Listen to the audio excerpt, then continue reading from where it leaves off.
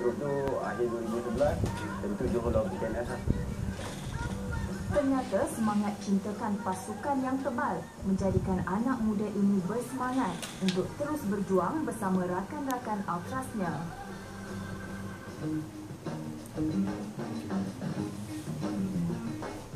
Hari Perlawanan Bola Sepak sentiasa ditunggu-tunggu oleh para penyokong fanatik. Demam bola sepak terus melanda apabila ribuan penyokong menyerbu Stadium Tan Sri Datuk Haji Hassan Yunus untuk menyaksikan JDT menentang Lion 12.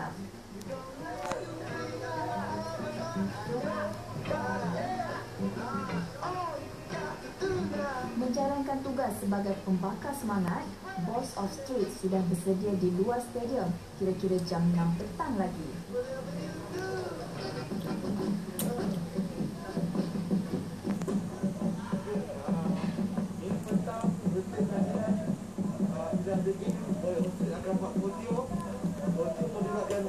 Berharapkan daripada satu tempat kita ke dalam stadium. Ini memang antara disiplin atas bagi Boyoset.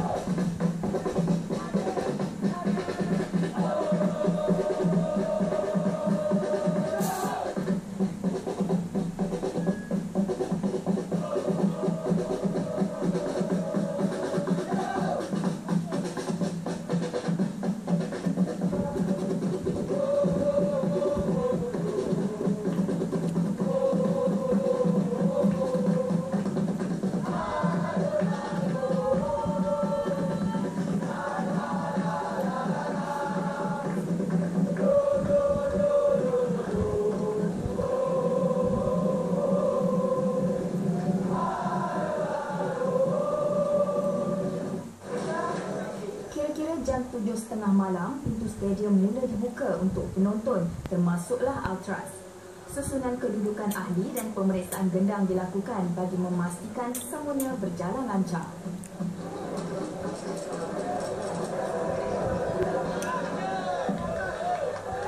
Diketuai oleh seorang kapur yang bertindak selaku ketua untuk memberi arahan dan gaya bentuk sokongan, iaitu koreo atau tifo kepada pasukan.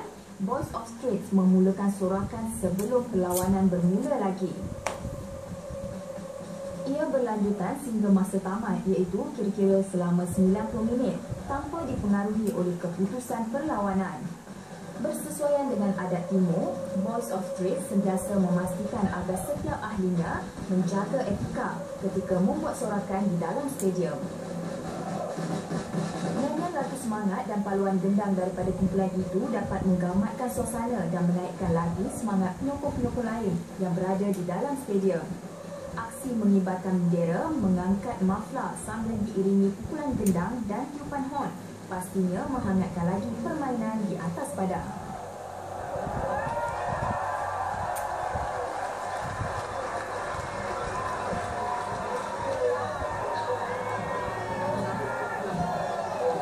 The Poznan Dance, antara yang popular dalam kumpulan Ultras, mula diperkenalkan pada Oktober 2011 di Liga-Liga Eropah.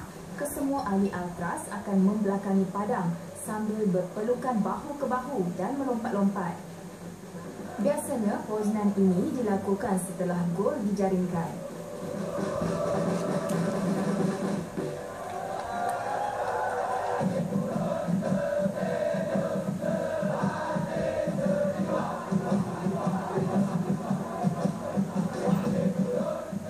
Sokongan kelompok penyokong ini yang mendedikasikan sepenuh jiwa raga mereka untuk bola sepak sememangnya amat mengagumkan. Dengan kewujudan dan kesetiaan yang ada, secara tidak langsung memberikan harapan positif terhadap perkembangan dunia bola sepak tanah air.